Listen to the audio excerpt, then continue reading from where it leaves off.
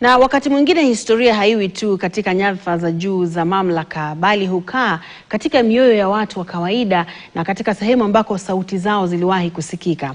Leo bunge limekuwa sehemu hiyo, baada ya viongozi kukusanyika kumpa buriani Raila Amolo Odinga, ambaye licha ya kuwa hakuwahi kuwa rais, alijenga taswira ya taifa. Grace Ng'ang'a anaripoti kuhusu nyayo alizoacha, urithi na heshima ya mwisho aliyopewa baba.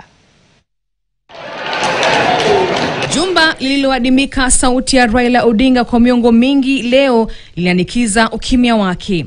Jeneza la Raila Amolo Odinga likiwa limerembewa kwa bendera ya taifa lilipoingizwa ndani ya bunge, mandhari likivaa kima kilichobeba huzuni na shukrani kwa pamoja.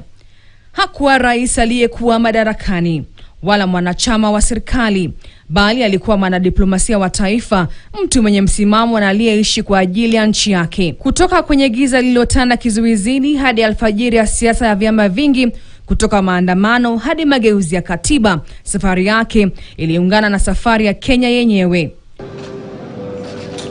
Kwa kawaida heshima hii adimu ya mwili kulazwa bungeni hutolewa kwa marais na viongozi kadhaa wenye hadhi ya juu nchini.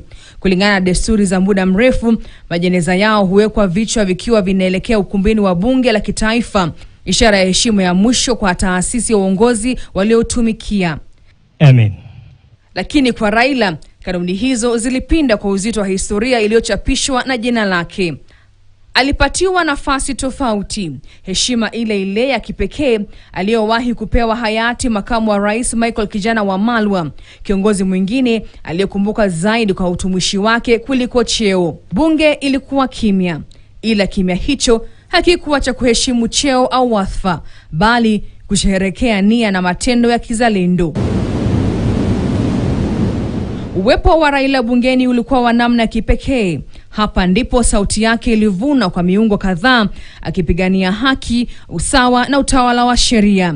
Hapa ndipo aliposisitiza umuhimu wa katiba mpya, na hapa ndipo alipokabiliana na serikali, akisisitiza mara zote kuwa mamlaka lazima yajibu kwa wananchi.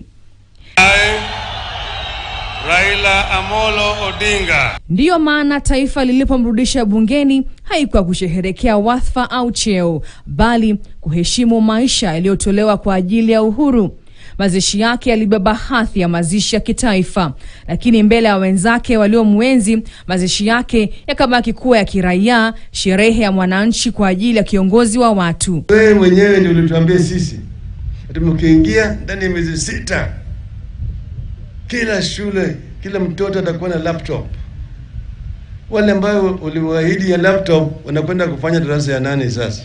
Katika mauti, sawa na ilivyokuwa katika maisha yake, Raila Odinga alilala katikati ya historia ya taifa, sio kama rais, bali kama mzalendo.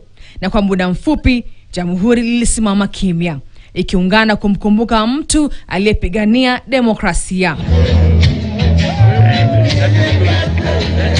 Grace Ng'ang'a, KTN.